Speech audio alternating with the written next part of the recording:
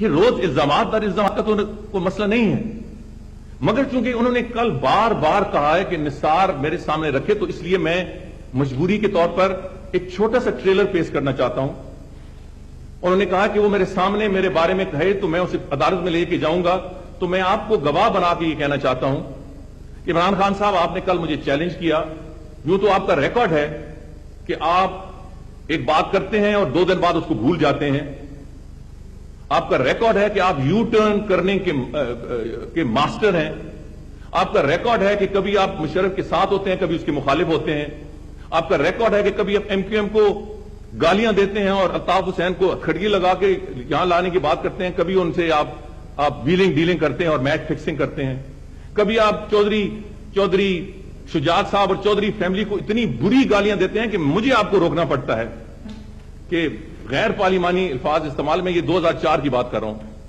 اور کبھی آپ کہتے ہیں کہ جو ایک صرف جینوئن اپوزیشن پارٹی ہے اس وقت پاکستان میں وہ مسلم لیگ کاف ہے، یہ حکومت میں جوائن کرنے سے پہلے جب ان کی ملاقات ہوئی تھی۔ تو میں آپ سے کہتا ہوں کہ آپ نے کافی نوجوانوں کو بے وقوف بنا لیا، اس قوم کو بے وقوف بنا لیا۔ اگر آپ اپنی بات پہ قائم ہیں تو اپنی بات کا پاس رکھنا،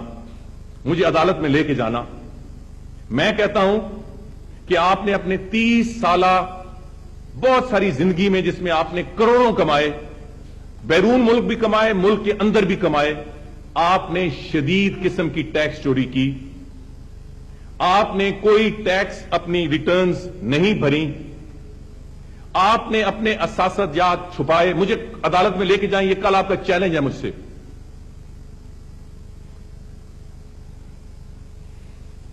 اور یہ تو بڑی دور والی بات ہے کہ آپ نے آج آپ کہتے ہیں آپ قوم کو بے وقوف بناتے ہیں، میں آؤں گا تو میں ٹیکس چوری ختم کروں گا۔ پہلے خود تو اپنا حساب کتاب دیں۔ سن 71 سے لے کے جب سے آپ نے کمانا شروع کیا 2001 تک آپ نے کتنے ٹیکس ریٹرنز دیے؟ میں کچھ لایا ہوں، آپ نے ٹیکس ریٹرنز ہی نہیں دیے۔ اور آپ نے جو بیرون ملک بھی کمایا اس کا آپ کو یہاں ٹیکس ریٹرن فائل کرنا ضروری تھا۔ آج تک اس قوم کو یہ نہیں پتا کہ جو اربوں روپے کا آپ کا 300 کنال پہ گھر ہے، اس کو فائنینس کس نے کیا؟ آپ پبلکلی کہتے ہیں کہ میرا ایک لندن میں فلیٹ تھا، وہ میں نے بیچا، تو یہ اس سے میں نے خریدا۔ مگر جو جمائمہ خان کا یہاں پاور آف اٹارنی میرے پاس ہے، وہ یہ کہتی ہے کہ یہ میرے نام پہ بینامی کے طور پہ، جمائمہ خان کہتی ہے کہ میرے نام پہ بینامی کے طور پہ کیا گیا، اور اب میں اسے واپس عمران خان کے نام کرنا چاہتی ہوں۔ یہ 2004 کی میں آپ کو سرکولیٹ کراؤں گا۔ مگر جو آپ نے اپنے ٹیکس ریٹرنز میں دیا، وہاں آپ نے لکھا یہ پیسہ گفٹڈ، وہاں آپ نے یہ 300 کنال کی زمین گفٹڈ لکھی ہے،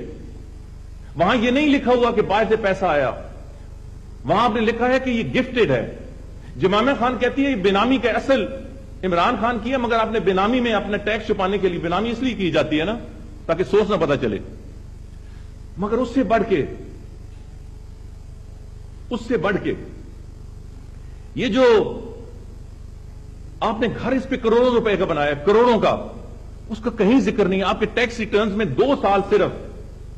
بطور گفٹڈ پراپرٹی اس 300 کنال کا ذکر ہے، بطور گفٹڈ پراپرٹی، کہ وائف سے گفٹ ہوئی ہے۔ اس کا مطلب ہے کہ پیسے اس نے دیے ہیں۔ ہمیں یہ بھی چاہیے کہ کیا جمائمہ خان نے اپنے ٹیکس ریٹرن میں شو کیا ہے کہ اس نے